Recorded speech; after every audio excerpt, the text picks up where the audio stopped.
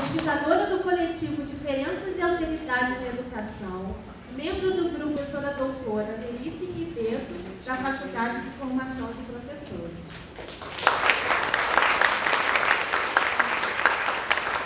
Pesquisadora do coletivo Diferenças e Alteridade na Educação, membro do grupo de pesquisa Vozes da Educação, Memórias, Histórias e Formação Docente e coordenadora do programa de pós-graduação em Educação, Processos Formativos e Desigualdades Sociais.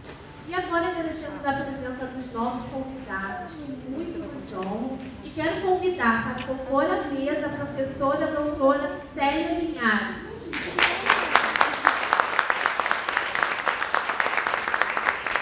Realizou sua pesquisa de pós-doutorado na Universidade Complutense de Madrid e na Universidade de Londres. Foi coordenadora do mestrado em Educação da UF, bem como uma das fundadoras da UNPED, compondo sua primeira diretoria. Igualmente compartilhou da organização da UNFORM. Recentemente recebeu o título de professora emérita concedido pela Universidade Federal Fluminense.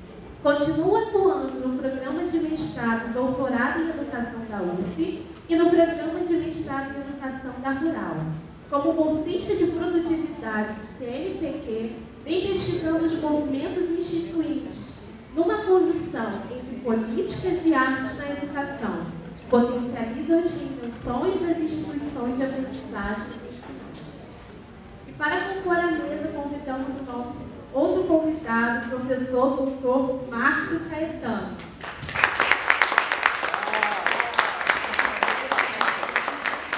Como parte dos estudos de pós-graduação, realizou estágio no Programa de Estudos Feministas do Centro de Investigação Interdisciplinar em Ciências e Humanidades na Universidade Nacional Autônoma do México, docente da Universidade Federal do Rio Grande.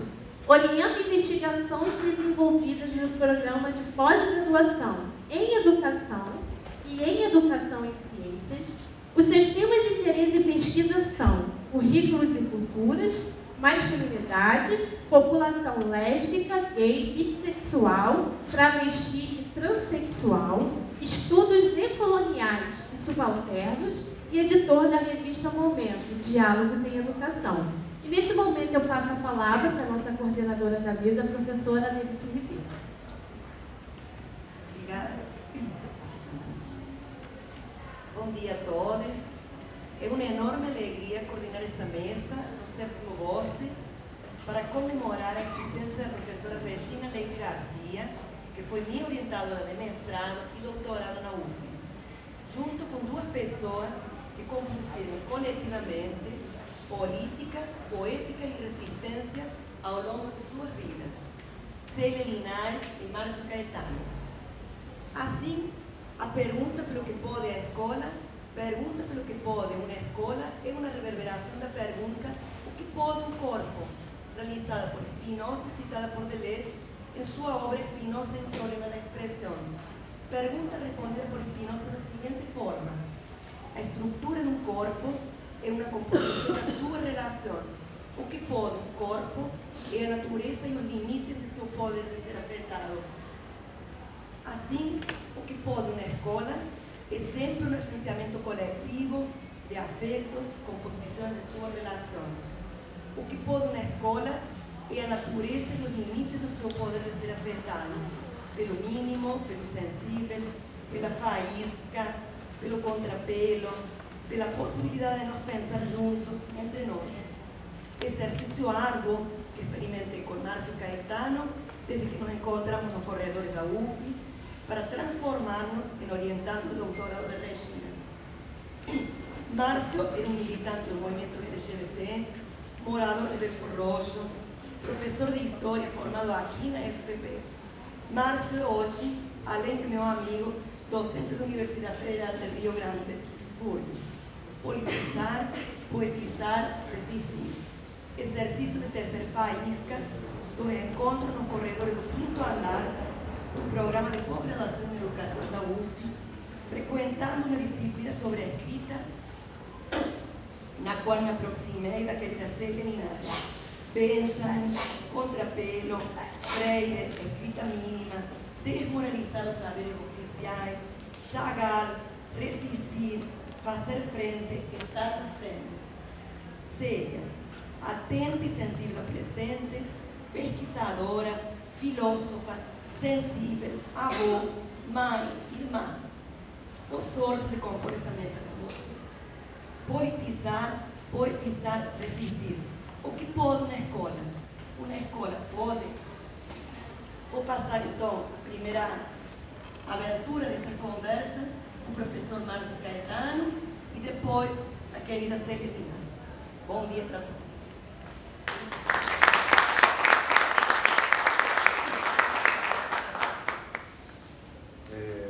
Bom dia a todos e a todas.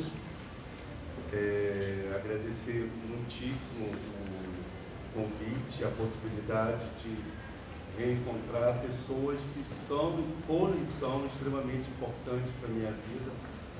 Mencionava a professora Célia o quanto é inevitável não ficar nervoso por compartilhar mesa com ela. Afinal de contas, a gente não está falando de uma professora, a gente está falando de uma entidade do campo da educação. E aí eu falei assim, não, Anne, deixa eu começar, porque depois de entidade a gente não fala.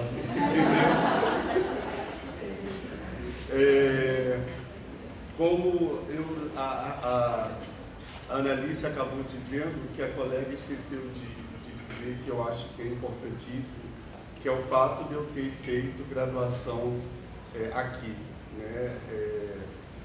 E uma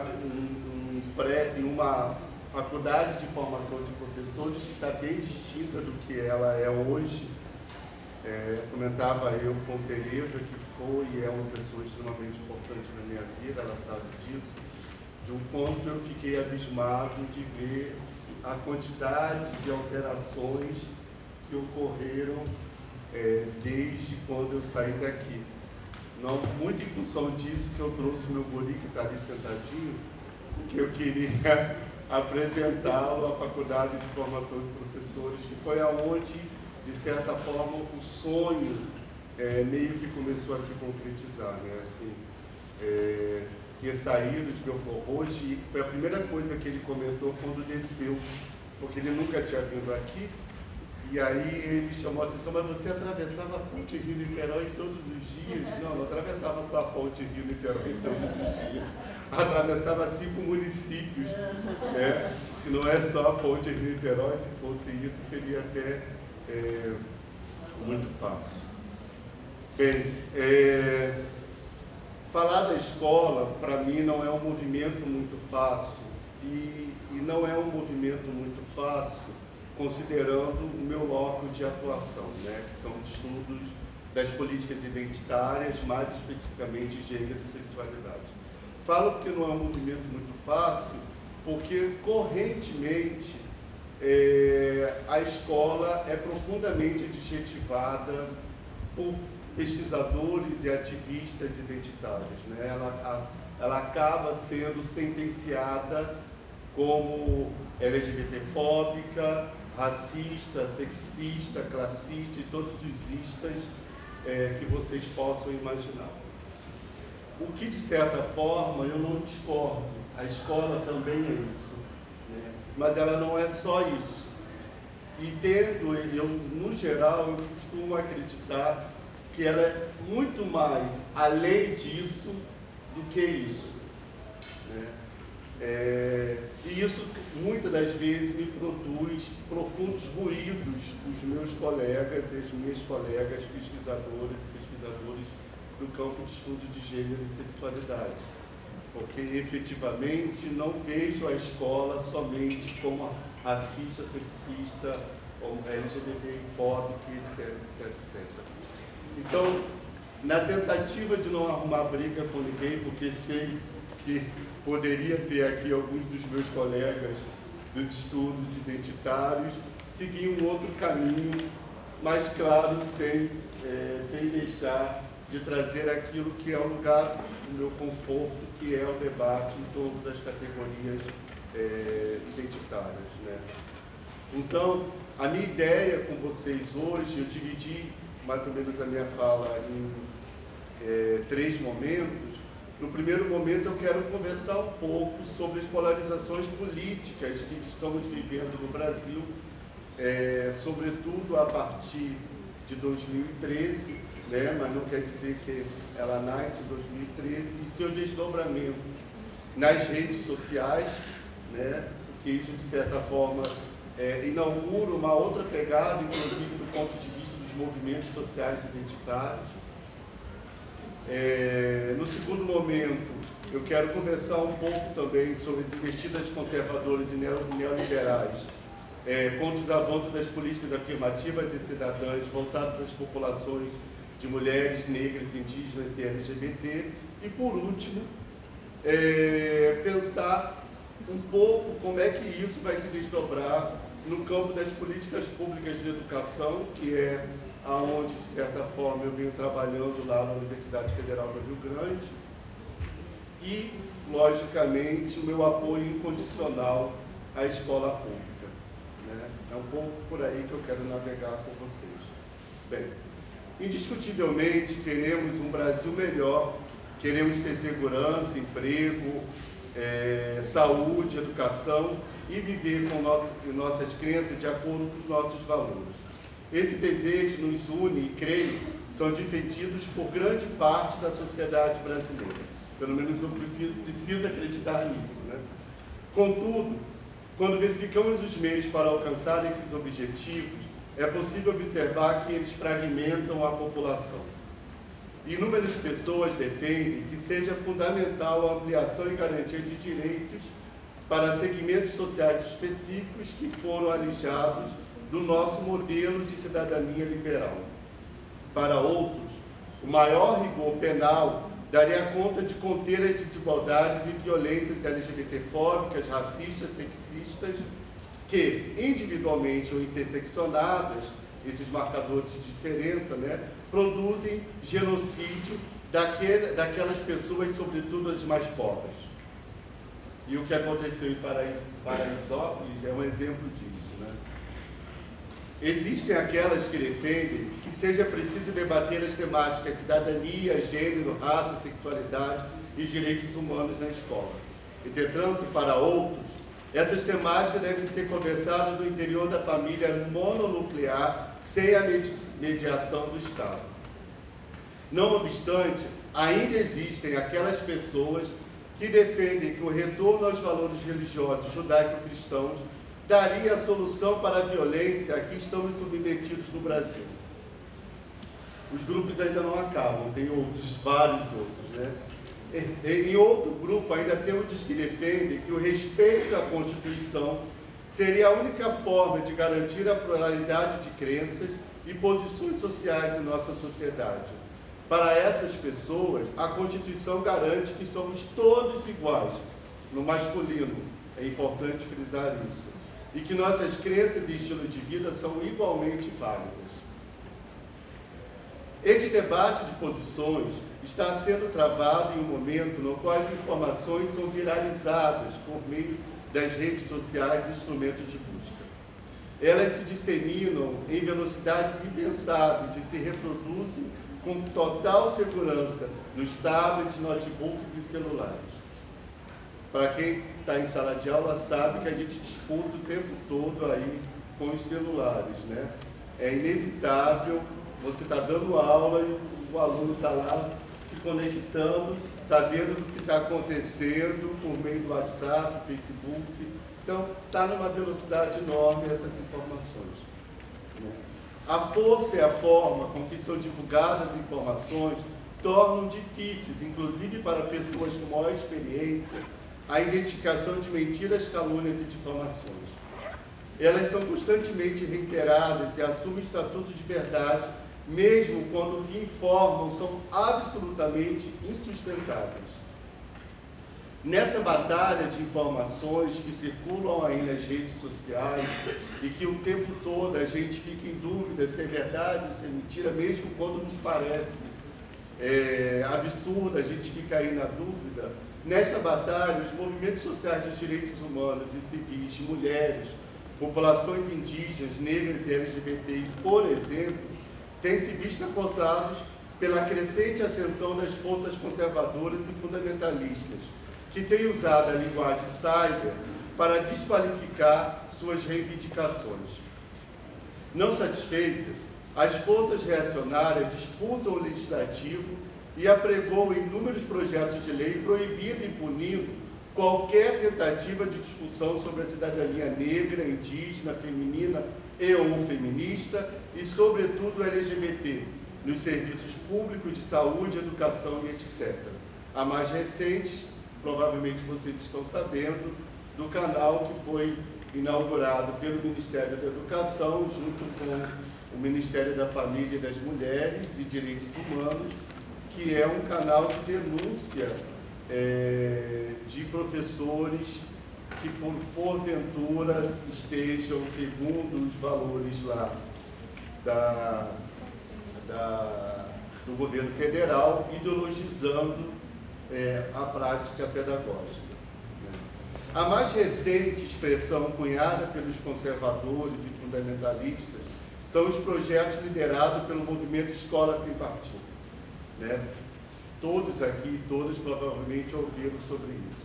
Segundo os autores do projeto, o intuito é proteger estudantes e docentes dispostos a propagar as suas concepções de mundo, alegando que cabe aos pais, e somente ao pai, é bom frisar isso, o direito de assegurar que suas proles tenham uma educação condizente com suas convicções familiares. Afinal, quem define a convicção familiar, neste caso, são os pais, são os homens. Ao receber o convite para integrar o seminário, pensei em inúmeras possibilidades de inserção no debate. Afinal, políticas poéticas e resistência, como a própria Anis falou, formam a minha trajetória. E, de fato, foi muito difícil decidir por onde eu entraria nesse debate. Eu assumo para vocês, porque, efetivamente, é inevitável ser carregado pelas emoções, né? Eu estava chegando aqui, eu que entro na Faculdade de Formação de Professores, ligado ao movimento estudantil, foi aqui, basicamente ali na frente do auditório, que uma professora minha me deu um puxãozinho de orelha e disse para mim da necessidade de trazer a pauta do direito à nossa identidade sexual como fio condutor do nosso ativismo. Isso quando eu, no final de semana, na minha televisãozinha preto e branco, no Fantástico, vi a minha professora, a professora que era minha referência e que tinha um forte impacto na minha vida, que teve essa professora, dando uma entrevista no Fantástico, e era uma das cenas mais lindas. Na TV preto e branco eu fui capaz de ver as cores, porque efetivamente se colocava a primeira parada LGBT que teve no Rio de Janeiro, que foi em 95, que nem se chamava parada, se chamava marcha naquele contexto, era o mar de Copacabana, a bandeira do arco-íris e o rosto dela, né, e ela falando, e a frase que ela dizia sendo escrita na parede. Aquilo foi de um impacto tão grande que foi inevitável dar um grito em casa, né, e a minha mãe perguntando o que tinha acontecido, claro que eu silenciei, né, mas na mesma semana, eu com outro colega que estudou aqui, o Guilherme, fomos procurar essa professora e encontramos essa professora exatamente em frente ao auditório. Fomos parabenizá-la e ela, como de costume, recusou o parabéns e deu um tapinha nas minhas costas, dizendo exatamente isso que eu falei para vocês, né? De que a gente precisa, é importante lutar no movimento estudantil, no movimento partidário, mas era fundamental trazer aquilo que nos era mais íntimo, que era a nossa sexualidade, como fio condutor também de nossas lutas. E aquilo foi para a corrente sanguínea, invadiu todo o meu corpo e logo em seguida eu começo a atuar no movimento que naquela época não era LGBT, era movimento homossexual. Vocês teriam a ideia de um quanto mudou tudo isso na minha vida. Bem, neste caminho, gostaria de conversar com vocês sobre uma das mais duras lutas nos últimos 20 anos, o embate em torno da categoria ideologia de gênero. Sobre o tema, vivemos também, a semelhante de tantos outros, uma verdadeira epidemia discursiva que se reverbera diariamente por meio da imprensa e, sobretudo, redes sociais. A conhecida bolha do Facebook, Twitter e Instagram nos leva a acessar cotidianamente uma avalanche de opiniões semelhantes sobre o tema. Infelizmente, as redes sociais nos orientam a lermos cotidianamente o mais do mesmo. Em seus espaços, a divergência e o contraditório, elementos importantes para a construção do pensamento, são aligerados ou impossibilitados, o que nos dificulta a aprendizagem com o diferente e o aprimoramento da democracia. Se saímos da bolha de notícias das redes sociais, percebemos que setores conservadores e progressistas coincidem com perspectivas distintas em enfrentar a chamada ideologia de gênero. E sobre isso, eu acho que os conservadores e progressistas também se coincidem quando falar mal da escola. Eu costumo dizer, se tem uma coisa que bolsonaristas e eleitores do Freixo são amiguinhos de bar e tomam cerveja, é em sentar e falar mal da escola. Não significa que essa escola não precisa ser problematizada. Entretanto, porém, todavia, falar mal da escola tal como eles falam, universalizando a escola, como se ela só produzisse coisas mais, é de um empobrecimento, do meu ponto de vista, inesgotável. De um lado, setores conservadores dizem que defensoras da ideologia de gênero desejam desmantelar os valores judaico-cristãos que reverberam as relações sexuais assimétricas e complementares das famílias heteronormativas. Assumindo esse pressuposto, os setores conservadores, ao menos no Brasil, ela vai assumir estratégias diferentes nos vários países do mundo que o debate da ideologia de gênero ganhou vulto. No Brasil, em especial, eles elegeram os estilos de vida de lésbicas, gays e, sobretudo, os transexuais como os principais inimigos dos valores da família.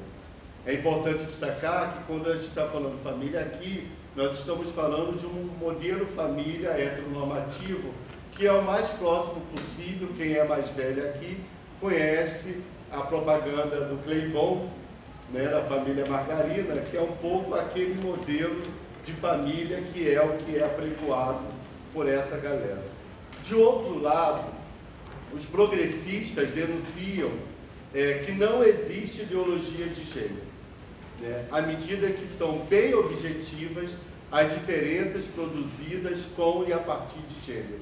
Nesse sentido, eles vão dizer, os progressistas que vão negar a ideologia de gênero, que dado as questões objetivas que vão tornar homens e mulheres diferentes nas instâncias de poder da nossa sociedade, não tem nada de falso, não é ideológico e muito pelo contrário, é profundamente objetivo. Logo, não existiria ideologia de gênero, o que do meu ponto de vista também é um equívoco.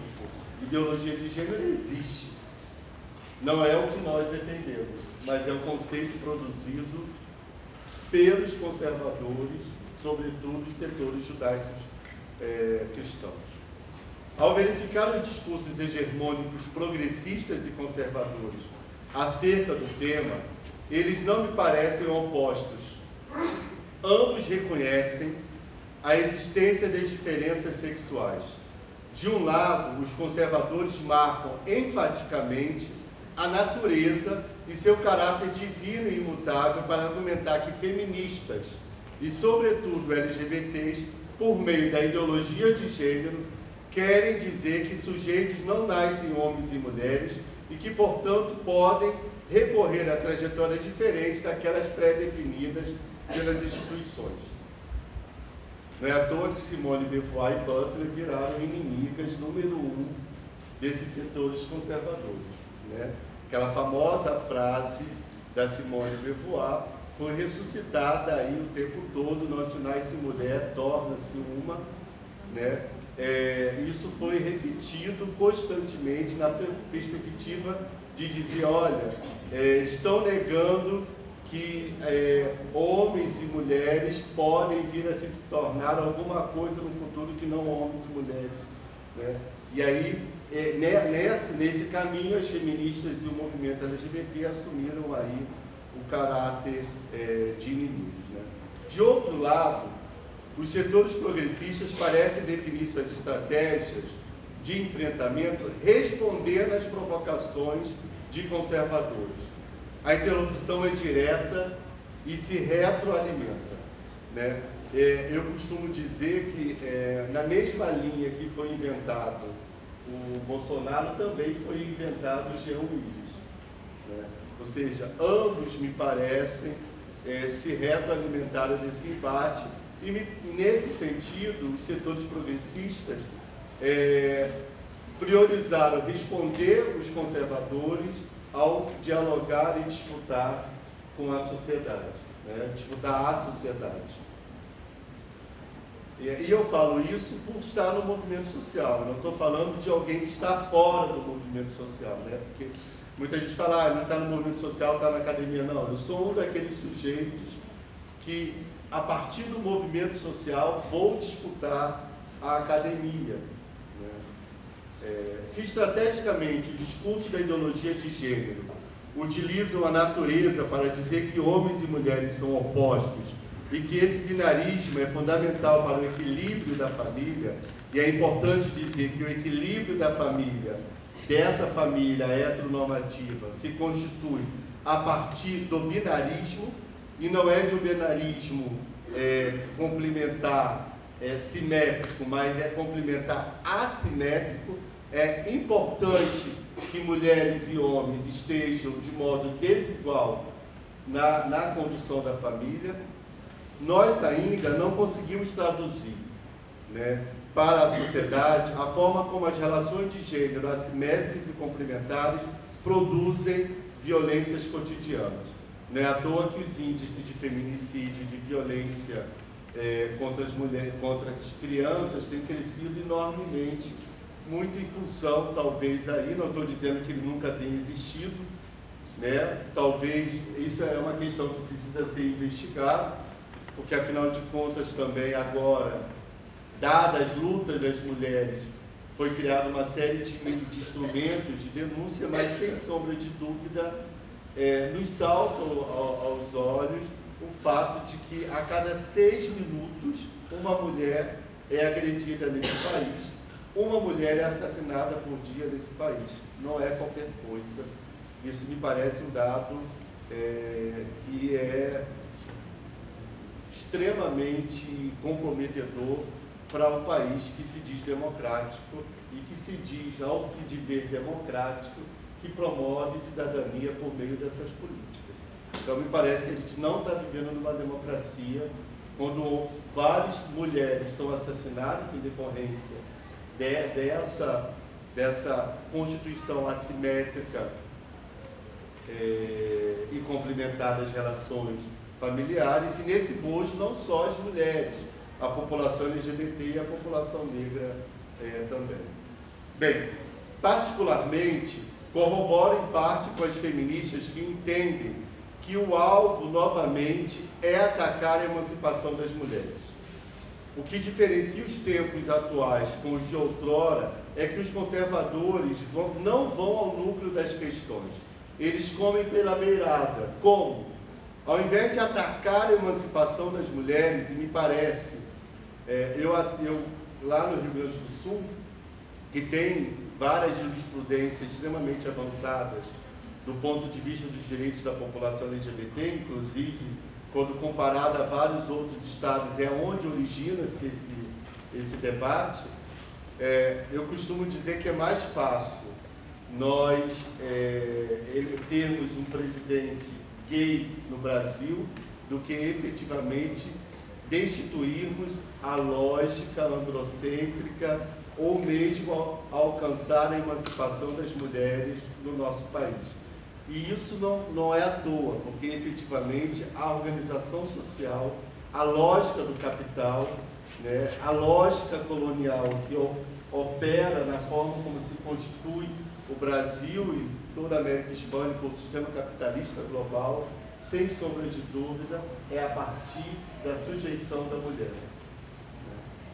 Bem, ao invés de atacar a emancipação das mulheres, o que seria estrategicamente com equívoco, já estou caminhando para o final, eles acusam as feministas e o movimento LGBT de destruir as fronteiras sexuais ao afirmar que não nascemos homens ou mulheres e que nossos caminhos podem não corresponder aos atribuídos no berçário. A infância e a adolescência são categorias políticas bem recentes na democracia brasileira.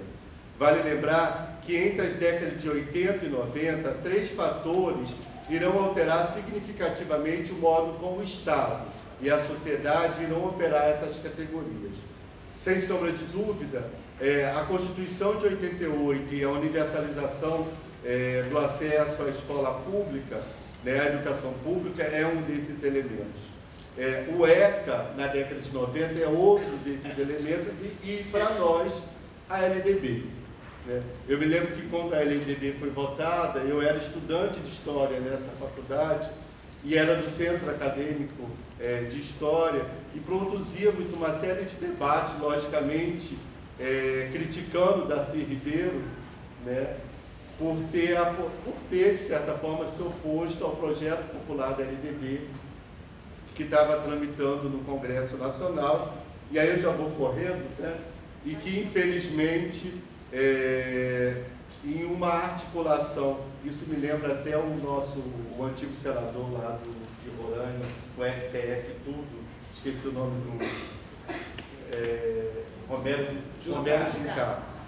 Muito semelhante ao que o Romero Juncá falou bem recentemente, numa articulação entre a Igreja Católica, o MEC, o STF, o projeto de cunho popular do Cid Saboia foi considerado como inconstitucional e com apoio do Fernando Collor, o projeto do Darcy Ribeiro foi que vigorou enquanto o LDB, e de qualquer forma, a LDB se constitui um marco importante para a constituição dessas categorias que, de certa forma, vão regular as políticas, né?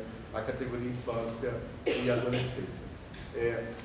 Esse jogo em torno da LDB me parece muito interessante do ponto de vista na análise, porque, não diferente do que aconteceu com o Plano Nacional de Educação, ele também foi feito no tapetão, né? Eu costumo dizer, quando eu vou para o embate com os meus colegas das políticas identitárias, que dizem que a escola é homofóbica, racista, sexista e todos os istas, que quando a gente vai pensar, por exemplo, as conferências que ocorreram em toda essa década, né, essa década, de certa forma, inaugurou as conferências de educação. A saúde já tinha isso há muito mais tempo, mas a educação é bem recente. Nós tivemos um conjunto de conferências realizadas aí na era do governo petista, e nessas conferências algo me chamava muitíssima atenção, que era o fato do amplo apoio dos professores e das professoras, de toda a galera que estava nas conferências, as agendas do movimento LGBT, as agendas das mulheres, as agendas indígenas, as agendas das pessoas com deficiência, as agendas do movimento negro. Então, isso me parece, sem sombra de dúvida, que se não vivemos um paraíso, não haveria de ser um paraíso a escola, e não estou defendendo que ela seja um paraíso, muito pelo contrário, o paraíso empobrece à medida que não permite o debate, né?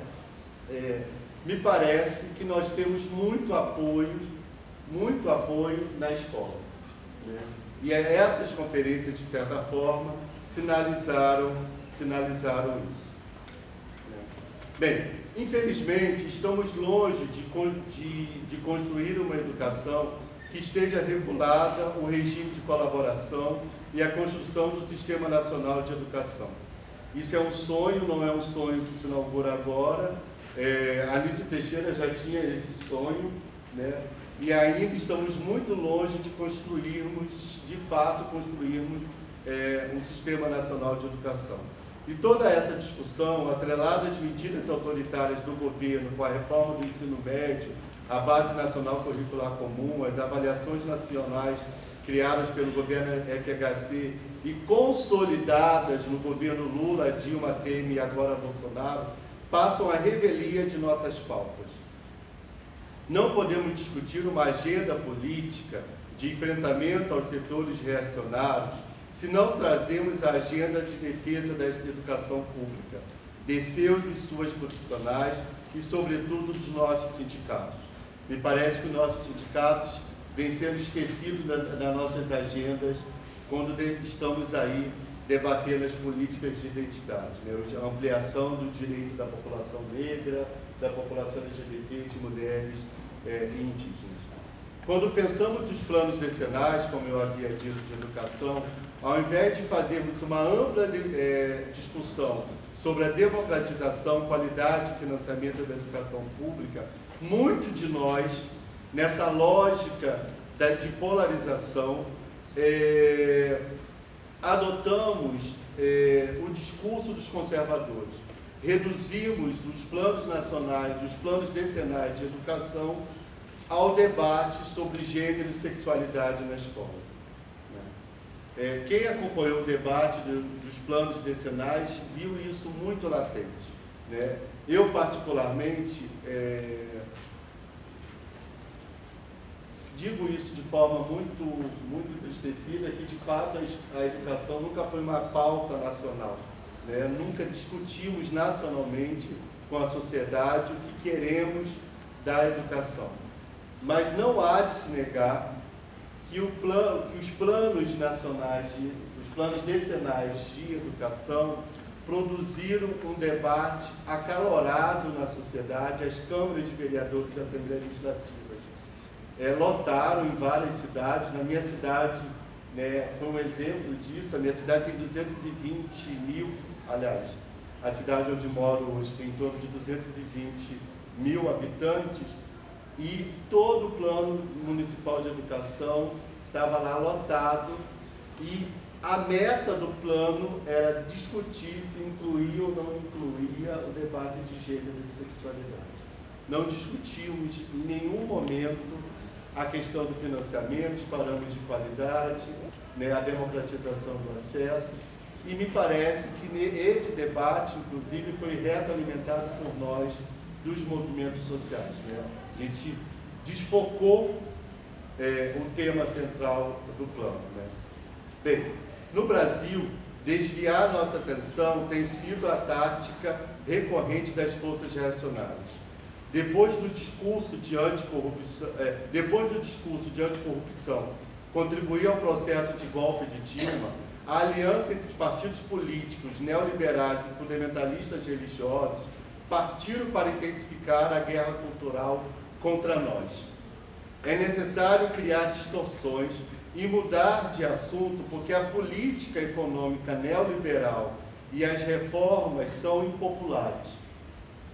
Partiram, então, para as escolas, materiais didáticos e exposições de arte.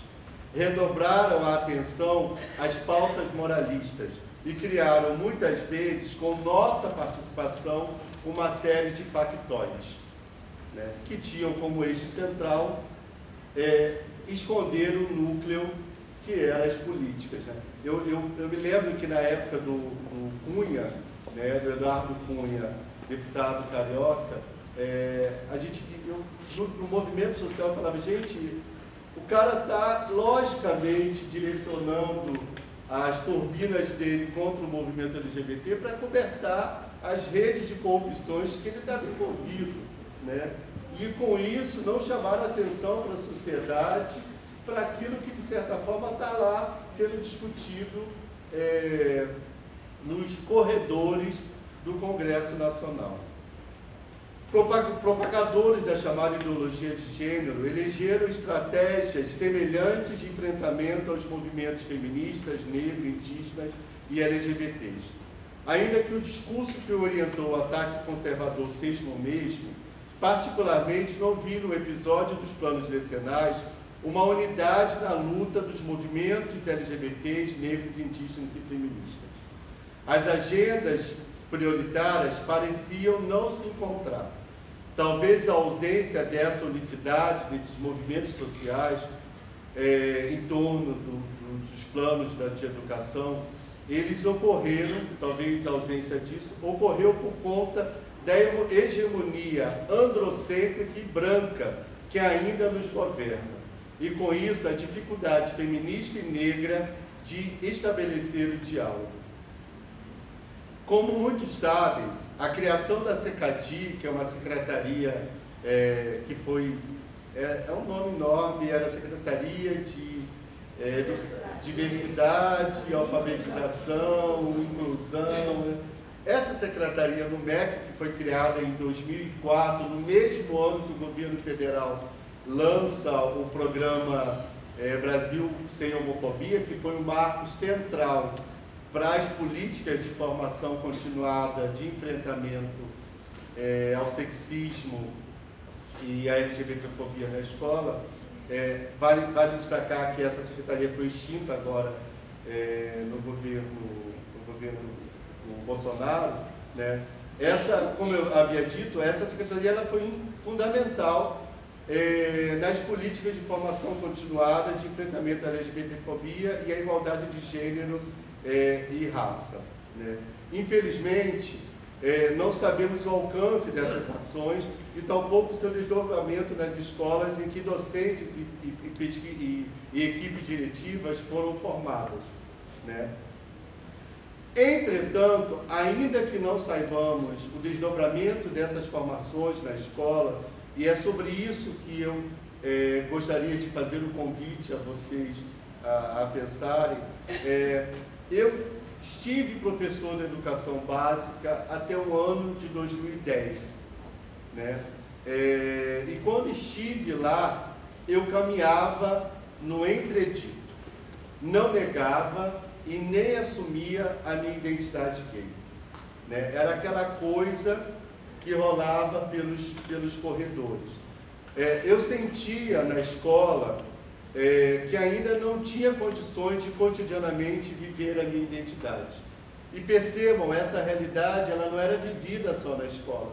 Eu me lembro, a professora Célia, não sei se vai lembrar disso, de inclusive de presenciar uma experiência homofóbica no programa de pós-graduação em educação da UF, e que naquele momento eu produzi uma carta, né, que foi lido na aula da professora Célia, e a professora Célia, inclusive, já ali, de forma muito generosa, chamava a atenção para isso que eu venho chamando a atenção, da necessidade da gente não generalizar, né?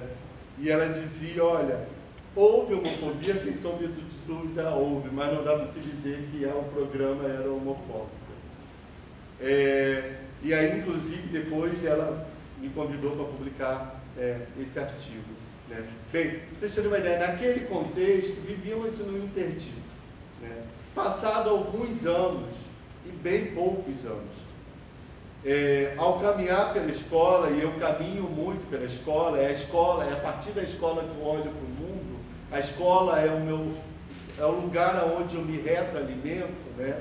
É por meio da escola que vou para o movimento social e vou para a universidade. Ao caminhar pela escola, é inevitável ver o que antes eu não via, que é professores e professoras, estudantes, equipes e diretivas viverem, assumirem de forma muito mais tranquila, em vários aspectos tranquila, o que antes era impossível eu viver. Ou seja, assumirem uma identidade LGBT, né? Na escola do meu guri, é uma escola de Laranjeiras, eu caminho, volta e meia, eu chego na escola e fico parado lá, né? Até para bisbilhotar como é que está ele nas suas redes.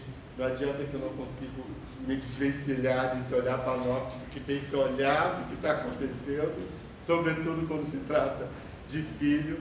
Mas me chama a atenção quando eu vejo, por exemplo, e isso foi tem uma estudante trans, mais ou menos da idade dele, que é da mesma série dele. E eu fui perguntá-lo se ele conhecia essa estudante trans.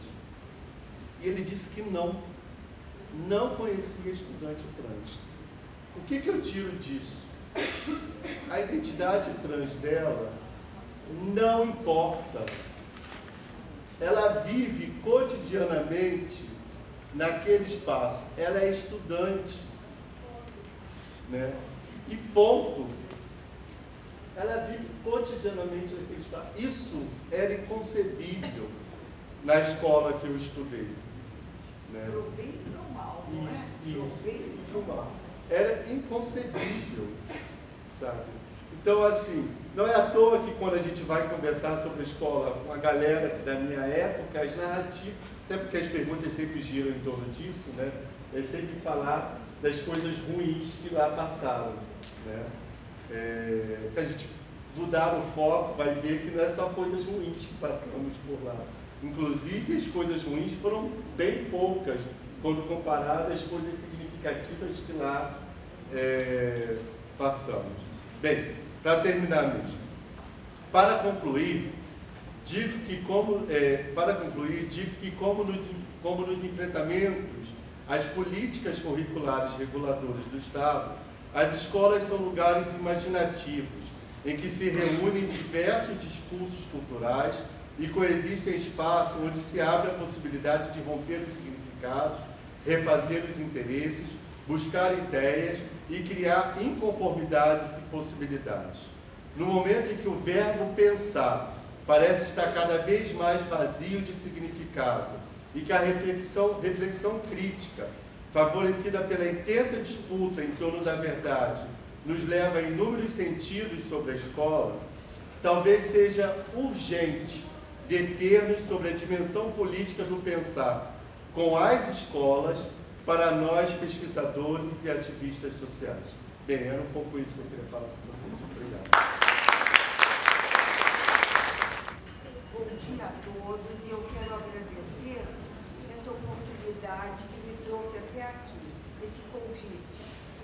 Porque só a entrada em primeiro lugar, o telefonema avisando que já estava o carro lá embaixo, já me arrancou de uma atmosfera e me trouxe para uma outra, cheia de passado, cheia em cima de presente e muito assoberbada de perspectivas futuras. Eu acho que esse ponto axial em que você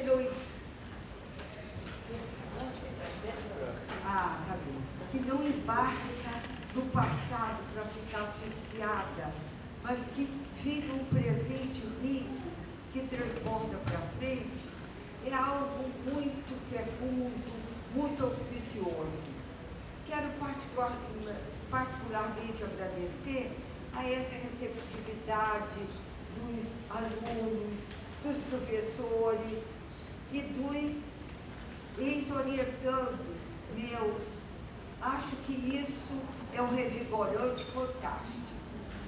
E ainda mais, chegando mais perto da mesa, a delicadeza da Anne e a proficiência, assim, a articulação, a vertebração com que o Márcio encaminhou esse discurso, essa conversa, essa comunicação tão infiltrada e faiscante de experiências vivas, honestas, sinceras. Um presente inesgotável. Agora, entrando um pouco mais na profundidade dessa proposta, que nos fez encontrar todos nós, eu quero trazer a lembrança interminável e radiante de Regina Leite Garcia. Trazê-la viva, fabulhante, esperançosa, amorosa, zangada, firme, de pés firmes. Essa mulher super potente que senta conosco e que ganha um espaço nessa nossa conversa. Que certamente essa reunião aqui, antes de tudo, expressa um sentimento hoje tão e tão falado, que é um sentimento de gratidão, mas muitas vezes que não é capaz de sair do discurso oral e entrar na ação, assim como o Márcio colocou a importância de pensarmos dentro da formação docente, dentro da universidade, pensar. Certamente, o pensar, ele se realiza como uma ação. Pensar não é um atributo que fica lá longe para o futuro remoto, ou lá atrás no passado que já passou. O pensar se faz com o verbo no presente. Pensamos e agimos. A gratidão, muitas vezes sem ser pronunciada, ela se realiza como o compartilhamento de uma presença que fecundou entre nós e conosco uma esperança maior, um projeto vivo, latente, no pequenino e nos grandes gestos. É assim que eu evoco Regina como uma companheira amorosa, firme, decisiva, para viver e pagar o preço disso. Sem muitos temores, sem muitos anteparos, mas com firmeza e com clareza do que ela queria. Isso é absolutamente fantástico e implica uma coragem e um amor à vida extremamente profundo e expansivo. Criador da própria vida enquanto convive socialmente e politicamente. Essa confluência de laços fez a grandeza de Regina, continua fazendo a grandeza dela entre nós e conosco. A coragem de resistir. E quero lembrar, teoricamente, as fagulhas que eu percebi em Regina e que muitas delas eram vividas compartilhadamente. Regina fez um pós-doutorado numa época que eu já estava no pós-doutorado em Londres. Ela chegou, ficou hospedada na minha casa e fomos companheiras assim, dia e noite, todas as vertentes. Fomos ao Partido dos Trabalhadores, nos comícios, nos comitês que anunciavam, fomos a tudo que pareceu interessante para a nossa curiosidade.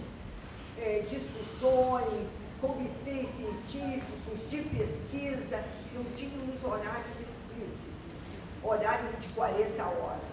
O nosso horário era tempo integral, invadíamos à noite, levantávamos de madrugada, viajávamos, e assim fizemos um livro lá e outras tantas contribuições que nós faremos.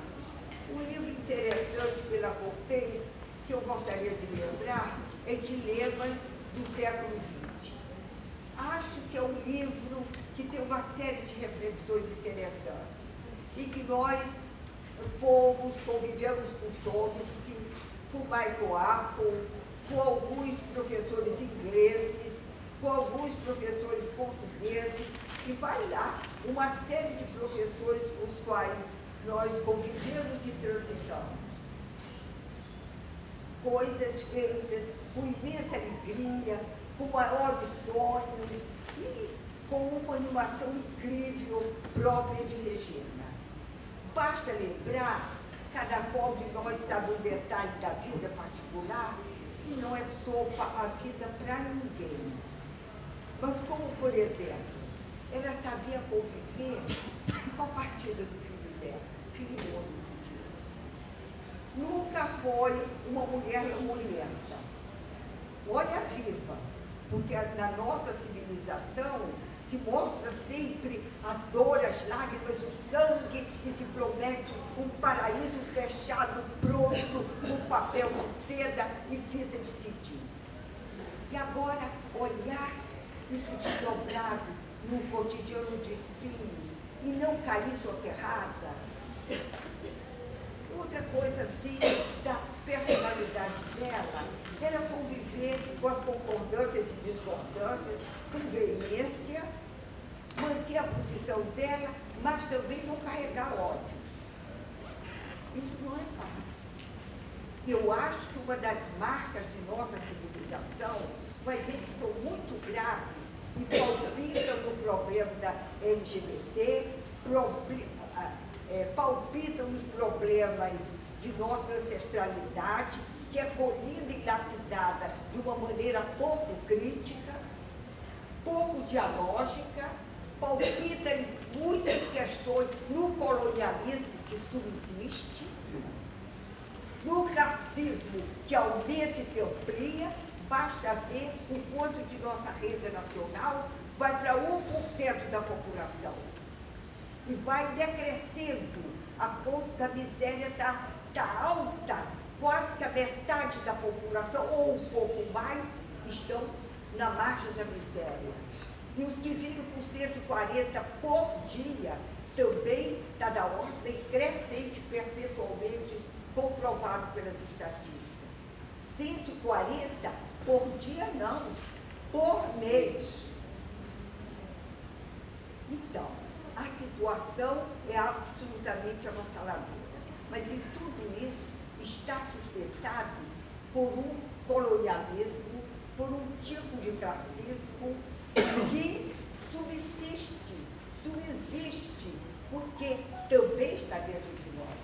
Bate continência para o reitor, eu pessoalmente sou flamengo, mas eu adorei aquele Gabigol, quando vê o Witzel, se ajoelhar na frente dele, ele deu as costas. Eu só tenho pena de nós não aproveitarmos a força popular do Flamengo. Porque, na minha opinião, nós precisamos ver como é que se conformam nossas subjetividades. Desde pequeno, que nós fomos acostumados todos. Eu venho de uma família, minha mãe ficou viúva quando ela tinha 35 anos.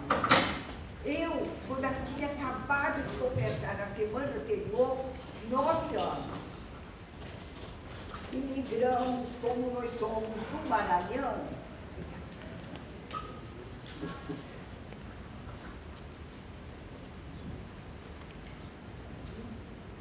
voltamos para o Maranhão. Mas, olha, minha mãe, com 7 filhos, viúva, concordo tanto com o que o Márcio colocou, quando ele grava a unha, a seta, no feminicídio, nesse machismo e nesse feminismo que olha aspectos reduzidos. Eu penso quando a mulher, não sou só eu, há pesquisadores ingleses, americanos que têm incidido com essa ótica. Quando nós tirarmos a mulher do fogo, do fogão, quando tirarmos a mulher de todos esses serviços e cargos, que ela multiplique e conjunta, nós teremos uma liberação enorme. Então, eu acho que é importantíssimo a gente sempre focalizar essas inter-relações. O feminicídio de um lado, esse machismo do outro, essa mulher que trabalha na cozinha, na lavagem, corre para ser diarista um dia, 2, 3, que sai de manhã, volta, espanca os meninos todos para dar educação, vai para a cama porque tem que servir o homem, ele tem que ainda se sentir fortalecido.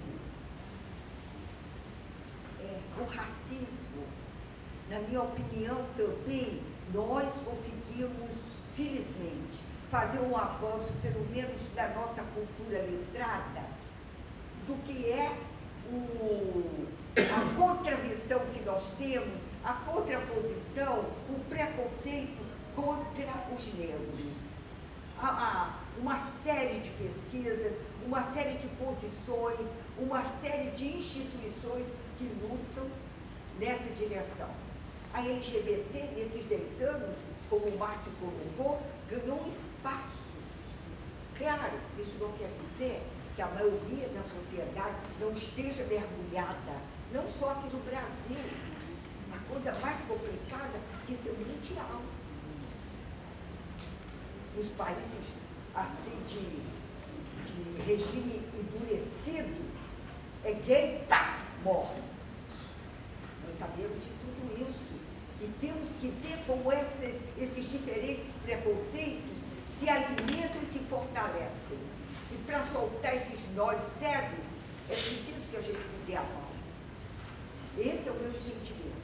Quer dizer, e tudo isso que faz a nossa subjetividade, secularmente, nós temos com essa geração que nos libertar. E não é fácil. Voltando a Regina, ela sempre discutiu a questão do império cognitivo colonial, da luta por abrir a cultura para as heranças da ancestralidade, mas creio que é muito importante que a gente continue a luta e sublime. É preciso receber a ancestralidade e ver nela os preconceitos que também nós recebemos. Pessoalmente, eu acho que existe uma ancestralidade que está no momento da gente se articular com ela, dar as mãos, são os indígenas. Eu quero dizer, o meu neto fez 11 anos agora, anteontem, sábado, e ele se recebeu os amigos como índio. Colocamos os painéis que foram emprestados pela Secretaria Municipal de Educação, mas que eram a floresta e as ocas indígenas. Eu achei, e eu ainda conversei, Arthur, fala para os colegas virem de índio, mas como é uma escola particular, e a gente sabe pelo como é que chama? Aquele grupo que o WhatsApp, tu sabe? Assim, os grupos e tal, do 5º ano. A gente ali já sabe como são os conteúdos ideológicos das famílias. Então, meu filho fala com os colegas, porque o meu filho disse, meu filho, é verdade, filho 2 vezes. Então, meu filho discute muito, ele participou do comício no campo de São Pedro, era até um comício do PSOL, eu estava lá, aquele que é o nosso colega lá da UF, o historiador. Quem? Não. Que é o outro, professor de história, não é da educação. Quem é? Não. E bem, vamos soltar essa figurinha. Eu passo de peso, que o discurso que pega é aquele que não está muito fechado. Que é bom a gente mostrar as dúvidas, em que ponto nós estamos. Quais são os passos que nós queremos dar. Não ter certeza de tudo e, se puder, não ter certeza fechada de nada. Ter sempre um espaço para ouvir o outro, para completar. Então, essa é a minha intenção e vai lá. Esse foi o candidato para deputado federal e não foi eleito. É do PSOL. Então, depois vai chegar. A memória, às vezes, faz essas brincadeiras com a gente. Chico Alencar.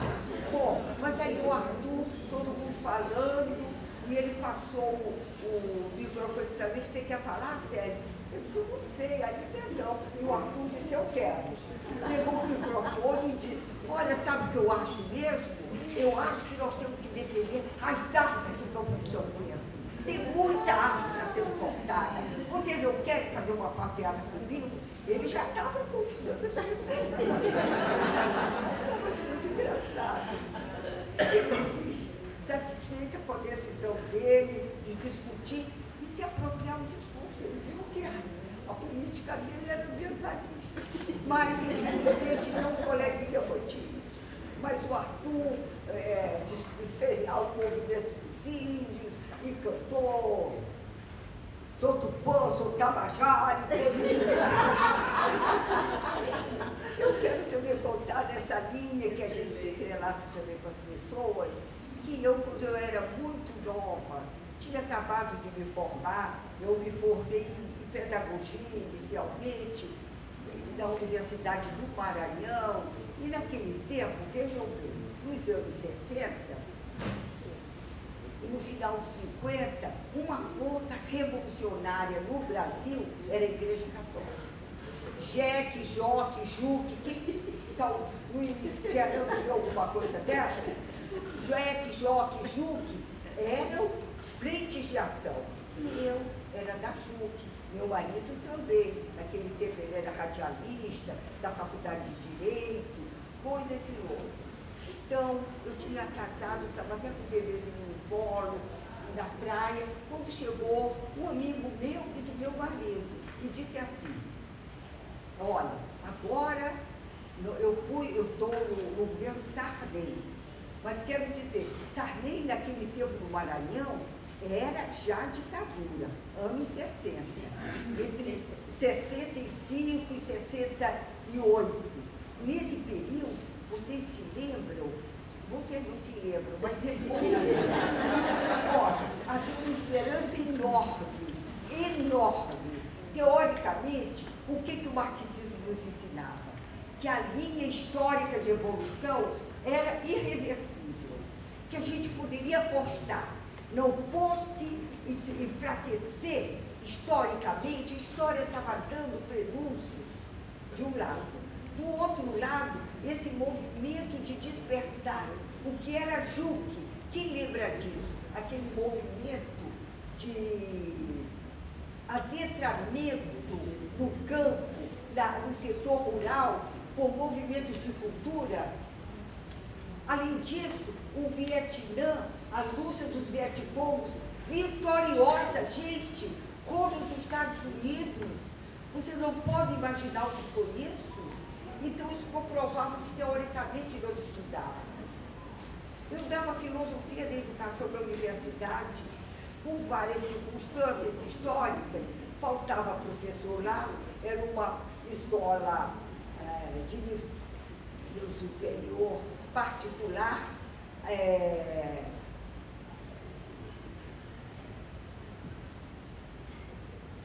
vou pegar o tom agora de contadora de história para eu descansar. Então, e era o bispo e a igreja que eram os mantenedores. Então, nós sabíamos como é que a igreja administra esses negócios. Não era, você não sabe como.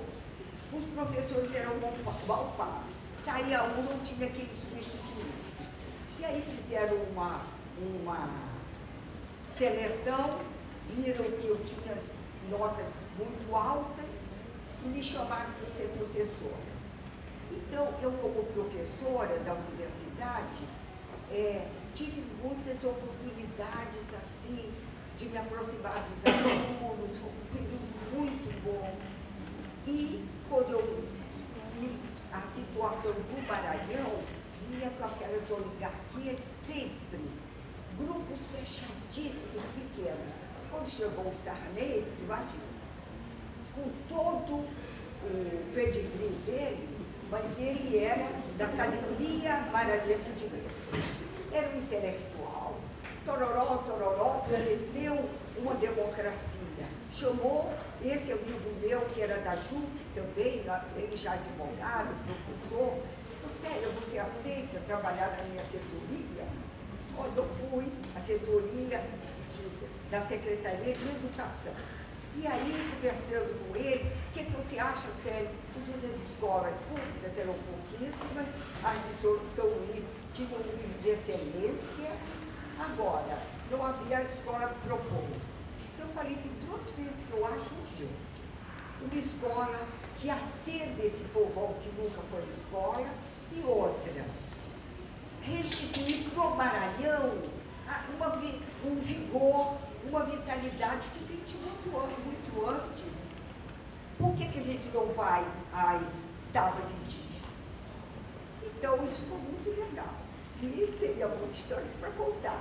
Mas o certo é que eu fiz, vejam bem, por inspiração da televisão, a rede, qual era, que estava fazendo um festival de música popular, não era Tupi, não, manda outro, fica segundo crédito. Então, essa rede, essa televisão, fez o Festival de Música Popular Brasileira. Vocês lembram? Não, ninguém lembra, mas eu vou. A Record, maravilha, Lúcia, obrigada. Então, a Record fez o Festival de Música Popular Brasileira.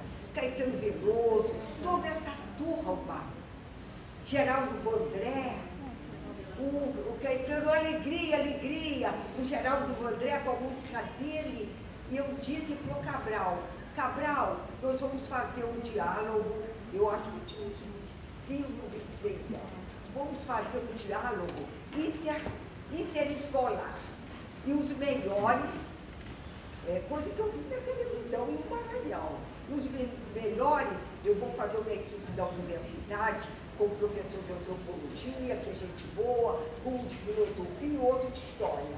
E vamos levar os melhores para as tábuas indígenas. Eu fiz. E foi uma coisa maravilhosa. Aí eu vi como o Darcy Ribeiro foi gigantesco, quando ele viu, por exemplo, que os canelas são os gregos brasileiros. São extraordinariamente fecundos artisticamente. Todo o dinheiro que eu tinha, eu comprei o artesanato dos canelas. E trouxe para fazer o museu do Maranhão. Mas aí o golpe apertou. Eu fui para os Estados Unidos, fiz o mestrado em Filosofia e Sociologia da Educação. E foi um tempo lá, baixaram AI-5, e a coisa ficou terrível, terrível, inominávelmente terrível. Foi aí que eu perdi o meu irmão. Boa infração. Entre os desaparecidos, olhem sempre o nome dele. E olhem os artigos que eu já escrevi sobre ele. Pois bem, isso aí contando um trecho sobre o que eu mergulhei nessa ancestralidade. Coisa incrível, que eu acho, além dessas categorias, infância e adolescência, que foram renovadas nessa década, falta a gente renovar essa última categoria da vida, que é a velhice. Nós somos vistos aí como a sola do sapato que está gasta. Segura ela já é uma senhora velhinha. Ou então, como quem está acabado, precisa de descanso, bota uma cadeira. Mas se eu tiver com a pessoa menos prestigiada socialmente, uma criança toda deformada, numa cadeira de roda, sei lá, mas o quê? E levar um documento judicial, sei lá, no cartório, e tiver um desdobramento, ele fala comigo, e depois volta, olha, diga para sua avó, mas eu estou manejando tudo isso? Olha, gente, é inacreditável. A sociedade nos olha como sapato velho. Mas eu, gente, que entro e tenho alguma condição de falar. Agora eu imagino e sei como é que vive. Quem está nas periferias, numa rede que recebe o salário mínimo, no país em que um percentual imenso e crescente está desempregado. Esse salário mínimo é disputado. A velhinha na rede, sei lá se tem uma refeição por dia. Porque a ideia é que está numa fase terminal. Ah, como é que está a fulana de tal? Ah, como Deus quer. Como é que Deus quer? E aí é incrível isso. E se fala muito pouco nessa situação da velhice. E eu acho que nós vivemos uma época em que também nós temos condições de lutar. Vejam o que está fazendo por nós figuras como Fernanda Montenegro. Veja o que está fazendo por nós o José Celso Martinez. Veja o que fez por nós Regina. E agora eu estou lutando. Então, não é fácil. E sempre, cada um de nós tem alguma coisa que nos falta. O meu netinho, com esse acidente, com essa perda, a mão dele esquerda ainda não tem movimentos iguaizinhos ao da direita. Mas ele é inteligente, como eu já contei algumas coisas, e às vezes ele está no campo de futebol, e o menino diz, você não joga, você não ganha tanto gol. Eu acho que você é um pouco aleijado da perna, mas não é, ele anda equilibradamente, mas é mais lento. Pois sabe, menino, acho que você é aleijado, sabe o que o ator diz? Eu acho que você é aleijado da cabeça.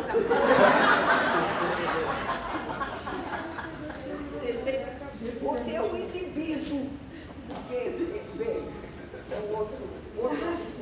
Mas eu quero mostrar como é que esses preconceitos nos invadem, como é que tem, não é neles não, eu estou te falando em todos nós, inclusive em mim.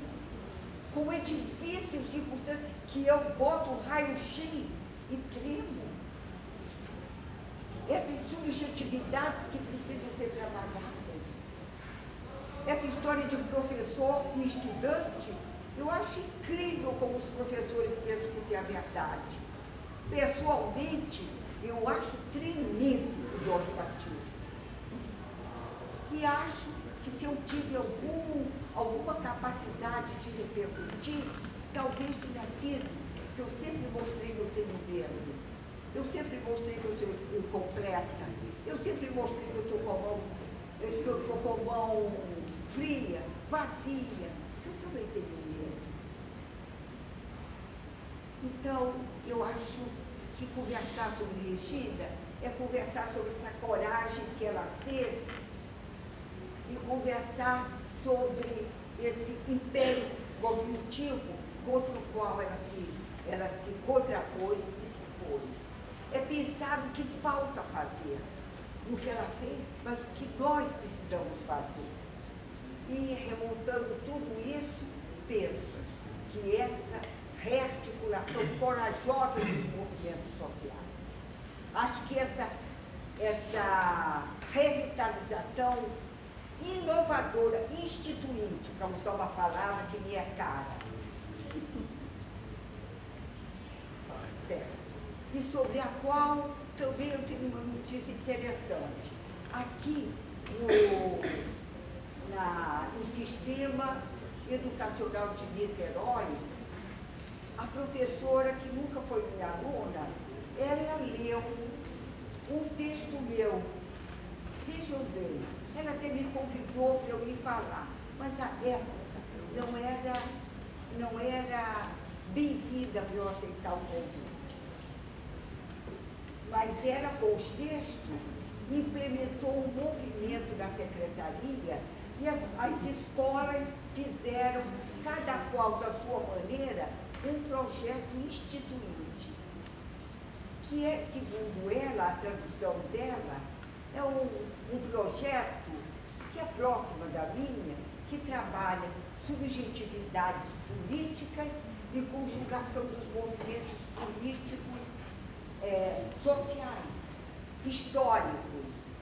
E me convidou para uma homenagem que me comoveu, porque não foi a mim, foi ao trabalho coletivo do qual tantos de vocês participaram. Tantos participaram, e que eu levei comigo nessa homenagem.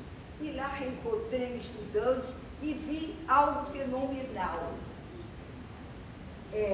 Banners, resumos, mapas e apresentações. Cada escola dizendo a espinha dorsal do seu projeto instituinte. Um foram as ciências, outro história, outro geografia, outro matemática, outro as artes. Muitas visões de arte.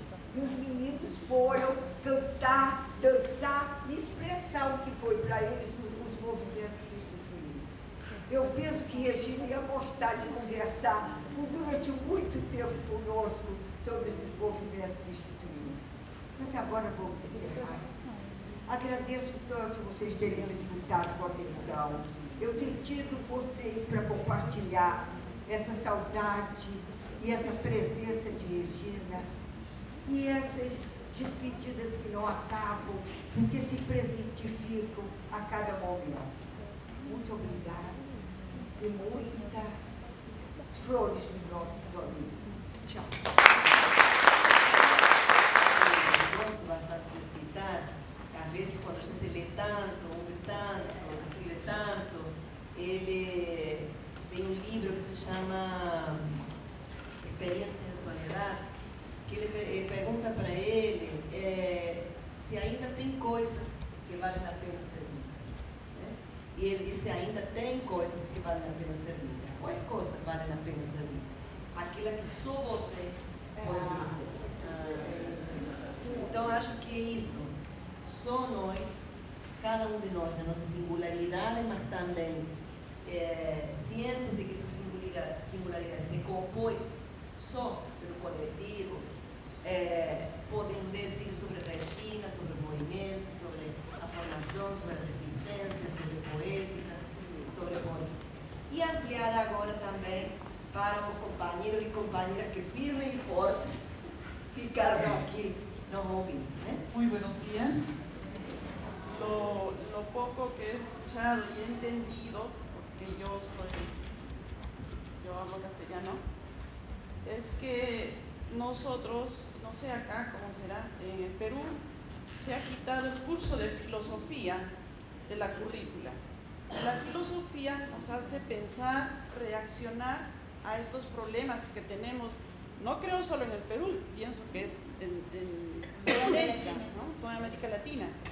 Entonces, si en Brasil se trabaja el curso de filosofía, porque antes, 20 años atrás, 2 décadas atrás, trabajábamos nosotros filosofía y eso nos hacía reaccionar a todo lo que ahora estamos viviendo. Ahora somos más pasivos porque no, los jóvenes, los niños ya no piensan. Entonces estamos quedados. No sé si acá también tienen filosofía, ¿no? Bom dia para quem não tinha visto hoje.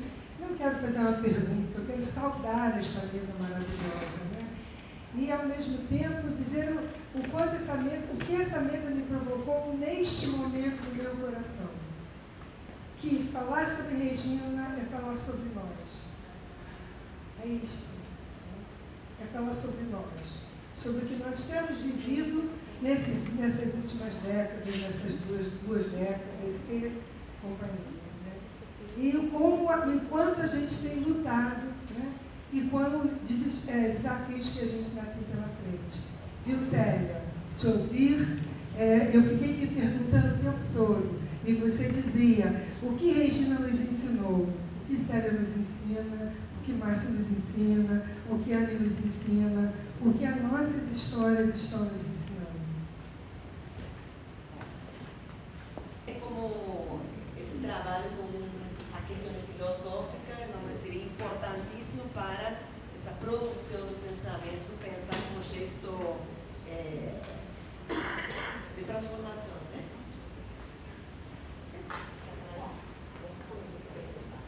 Bom, olha, eu, em primeiro lugar, quero dizer do meu contentamento por encontrar uma peruana, outra equatoriana, e quero a elas fazer uma saudação especial de quanto o Brasil precisa se integrar nessa América Latina.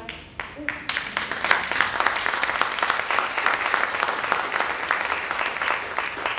o quanto vocês nos ensinam com esse compartilhamento indígena. É uma grande lição.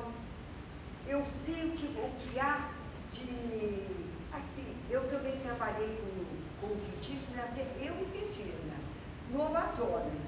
Fomos à Universidade do Amazonas, estava com experiência com a educação dos muras.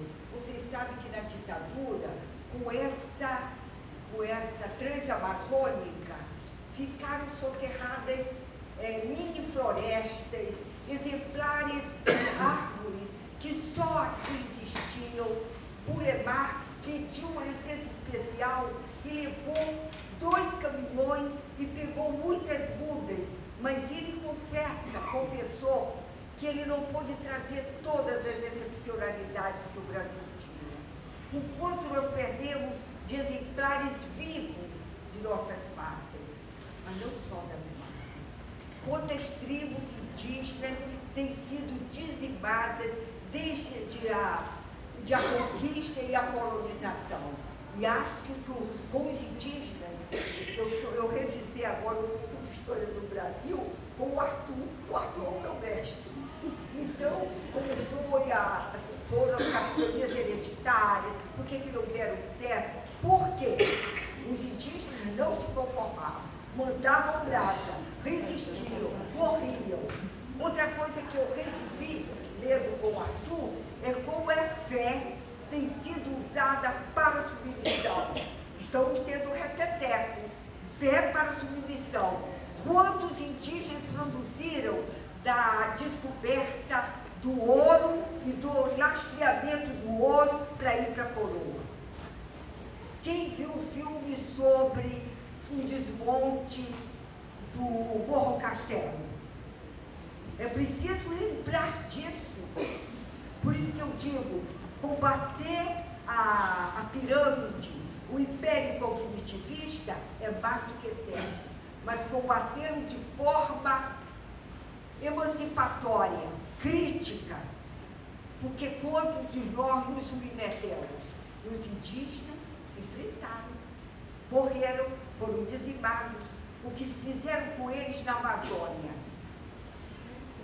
E foi, até hoje se fala muito pouco dos indígenas. Bem, eu fui com a Regina, encontramos um grupo de pesquisadores lá e aprendemos para chuchu. Por exemplo, a escola. Depois, eles perderam a língua. Não só os mudas, muitas etnias perderam a língua. Porque, sabe, a primeira coisa para invasão econômica, é a invasão cultural. Então, se retira a língua.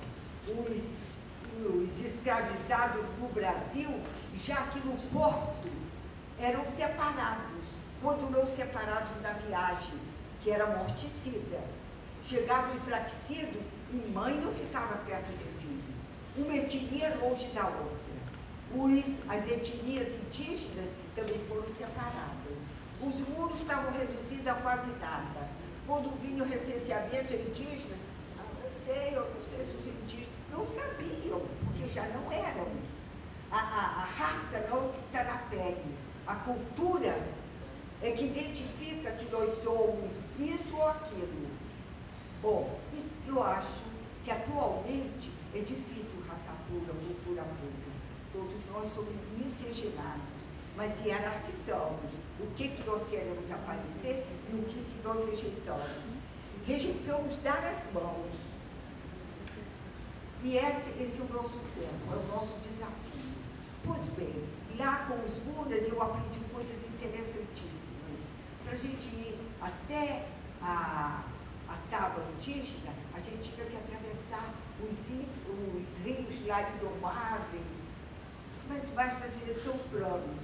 Mas as chuvas vinham intempestivas e voltar, nós que éramos assim, urbanas, era sempre um pouco assustador, mas muito divertido. E é tão incrível as contradições, como é incrível. As pessoas imaginam sempre, por exemplo, para mim, você está soterrada, está triste. Puxa, é verdade. Mas a tristeza não impede a alegria. Eu acho a imobilidade aparente não impede uma mobilidade vulcânica, assombrosa, e uma conjunção de sentimentos. Quem sabe, amar é também um verbo que se conjuga quando a gente perde outras dimensões, mas que iluminam a vida. Então, viver conjuntamente é também isso, é se abismar com as opressões que cada um de nós sofre. E o doloroso, na minha opinião, quero falar com a colega as duas perguntas. O doloroso na nossa situação contemporânea, que é isso que nós estamos enfrentando, que com todos os prejuízos e impedimentos se tem que somar um período de vulcanização das relações sociais. É muito difícil manter amigos, ainda que nós nos amemos, quem é que tem tempo? Se invade a madrugada, à tarde, à noite, até para os filhos isso fica bombaleado. Marido e mulher se encontram, um lava a louça, outro bota o pirão na mesa, e tralalá. E quando os meninos vêm perturbando, levam o peteleco para educar. Tira a culpa, metade da culpa, para educar. Se é classe média, está numa escola integral. Se não é classe popular, está na rua, na televisão, no celular. E onde mais? No sábado, olha aí. Veja aí, quantos lugares eles estão.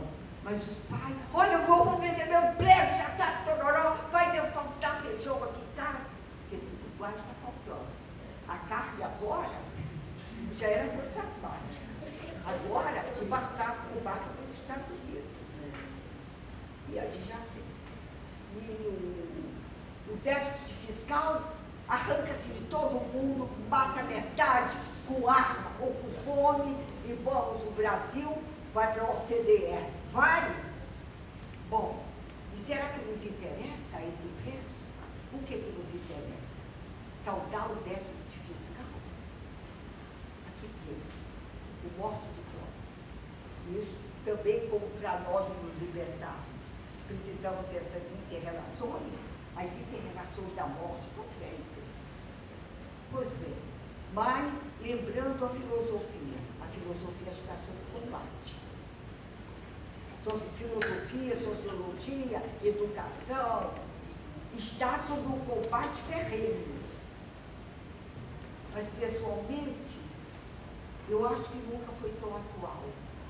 Peguemos Sócrates, que nem escreveu nunca nada. Mas como é importante conversar, perguntar, dizer assim, eu sei, mas e o que mais? E o que mais? E por que não? E valeu jogar bola, calar. Será que na escola se cala? Será que na escola o professor tem trevas para semear curiosidades? Olha, Sócrates, no livrinho escrito por um francês, que eu não lembro o nome agora, mas ele fez uma pesquisa com os discípulos de Sócrates. Por que Sócrates morreu? Ele retoma o que foi Tebas, Atenas, as lutas entre aquelas comunidades no Mar Perseu, e diz, Sócrates foi obrigado a beber cicuta, porque ele perguntou demais. Quando os sábios se contrapunham a ele, e ele fazia uma pergunta, diziam que sabiam tudo, que a charada estava aqui, como ele é plácido dos deuses, ele fazia uma pergunta, a segunda, a terceira, a quarta, eles não sabiam. E isso foi faiscando e guilhotinando os faraós, os donos do poder, perguntas dentro de feitas pelo filho de uma parteira. Mas vejam bem que tinha um grupo de alunos, de estudantes, que compartilhavam com ele o poder da pergunta. Por isso a filosofia, eles pretendem matá-la. Mas a filosofia mora no coração e nessa sementeira que faz a existência humana no mundo contemporâneo, mais do que nunca. Os dogmas acabaram. O momento de mata as bruxas, não esqueçam, passou. E a liberdade chega, se nós soubermos gestar. Juntos, que é muito problemático. O outro convivemos e, às vezes, essa falta de pluralidade nos impede de conviver, não é mesmo isso? Então, o que a Analice coloca, eu penso que habita os nossos silêncios. Aquilo que nós não estamos preparados para dizer. Aquilo que é muito difícil dizer numa sociedade como a nossa, onde a verdade não repousa no nosso coração e na nossa cabeça. Quem dita a verdade são os algoritmos. É a última tese lá nos cafundós do boi. É a última verdade que todos disseram que é aquela versão que é uma atalho verdade. A verdade é exigente e expansiva num universo em que se descobre que não há somente o sistema solar. São múltiplos sistemas planetários e astrais que os homens e as mulheres e a vida está sob perigo num planetinho que se chama Terra. Mas a contabilidade se injeta nas escolas. E os professores descobrem que ele tem que ser confrontar com esse ou aquele. Eu sei muito mais. Olha meus títulos. Eu publiquei um artigo errado. Mas esse lá no fundo não existe isso habitando conosco. Então, medindo o ombro, a cabeça, medindo é possível. Eu sei que também a gente compartilha isso. Medindo esses problemas, o nosso tamanho, a nossa força e essa conjunção que nos potencializa, nos fortalece quando nós estamos juntos. Mas isso falta tempo, tem que ter tempo. Fazer o que vocês fizeram é super fundamental.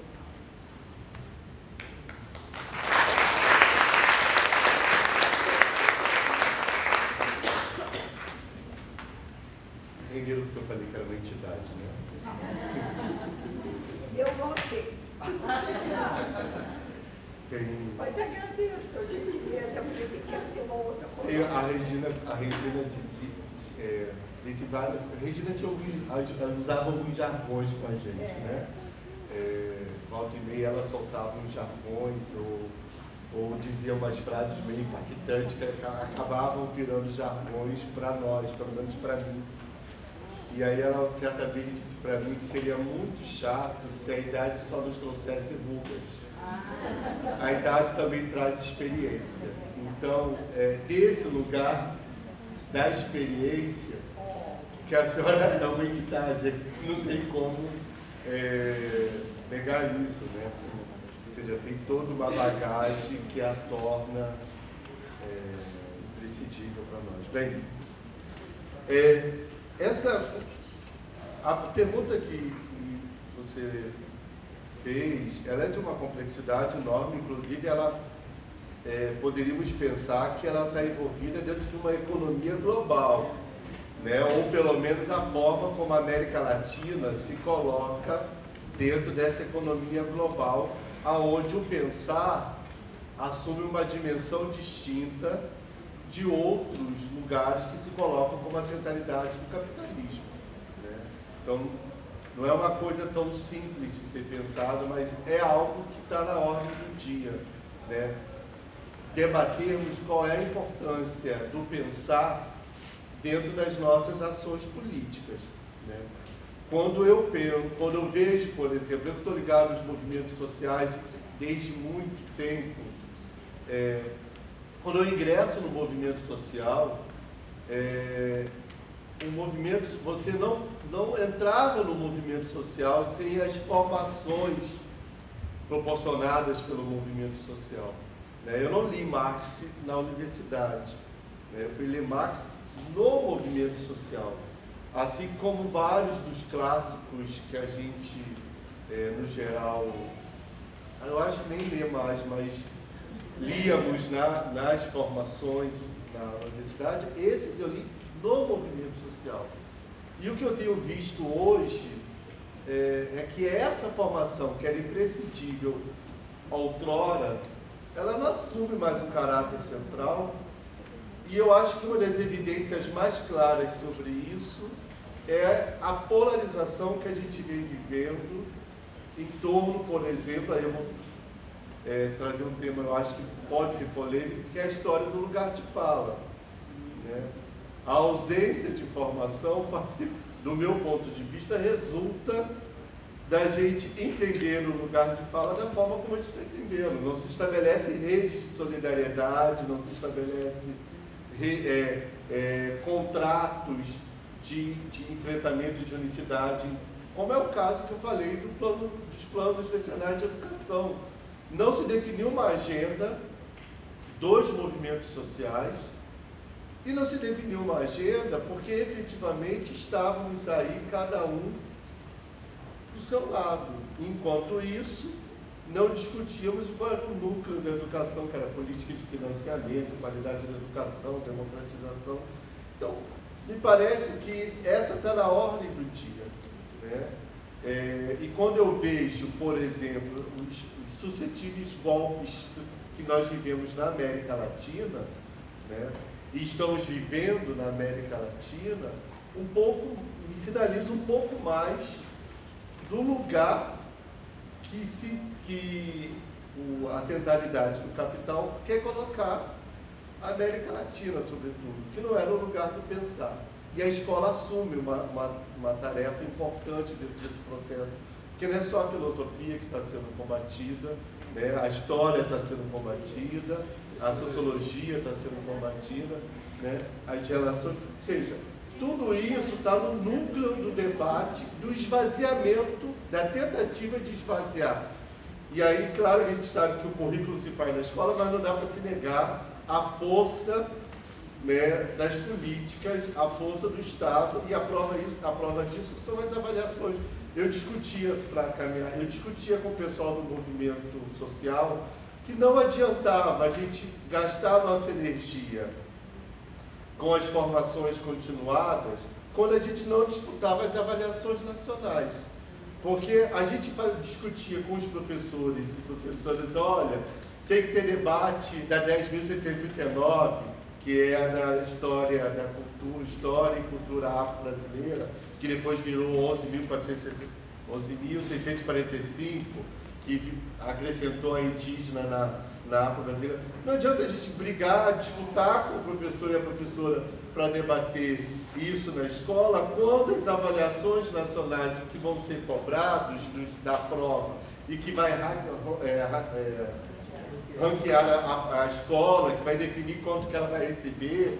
E na cidade lá, por exemplo, eles colocavam até cartazes. A escola ficou em tal lugar no município. Então, quando essas avaliações nacionais, o que importava, que era cobrado ali, era o que tinha sido definido na Europa, que é o currículo que ainda é ensinado na escola hegemonicamente. Então, me parece que isso é um debate central. Só para você ter uma ideia, para concluir, agora, isso é dá um exemplo, né? Em São Lourenço do Sul, que é onde trabalha, inclusive, a Amanda Mota, que é minha colega, que tem um trabalho, vem dialogando muito com Tereza e com Márcia, inclusive já fiz uma queixa com Tereza, falei assim, eu falei, não, eu estava aqui antes.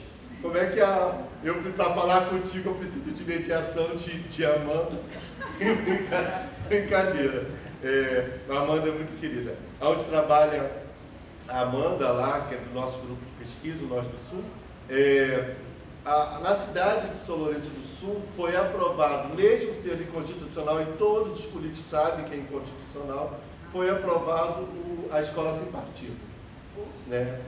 No município foi aprovado, sancionado, e aí todo mundo sabe que é inconstitucional, mas continua apresentando o projeto dentro da história dos factoides, né? E aí eu fui querer perguntar a comunidade escolar, responsáveis e professores, o porquê deles apoiarem. né? Porque teve apoio popular ao projeto. Né? Teve apoio popular ao projeto. Os motivos pelos quais eles apoiam são os mais variados. Desde, por exemplo, a escola ensinar para o meu filho que aqui não é o lugar dele. Né? A gente está falando de uma área rural, então a escola estaria ensinando para essa gurizada a não viver na área rural, a ir morar na cidade. Né? A escola estaria ensinando as mulheres a serem mães, e eu quero ser avó. Né? Então, dentre todas essas questões e várias outras questões, vão levar essas pessoas a apoiarem, né, um projeto de escola sem partido, ou apoiarem a tal ideia de criminalizar o debate da ideologia de gênero dentro das escolas e tal. Então, isso girava lá com os responsáveis, as responsáveis, para defenderem o projeto. Né? Agora, por que isso, efetivamente, me parece? É um debate em torno do pensar. Né? O debate em torno do pensar que me parece cada vez mais esvaziado. Então, agora, isso aquela famosa pergunta: quem nasceu o ovo, quem nasceu primeiro o ovo, a galinha, né? Porque é cíclico.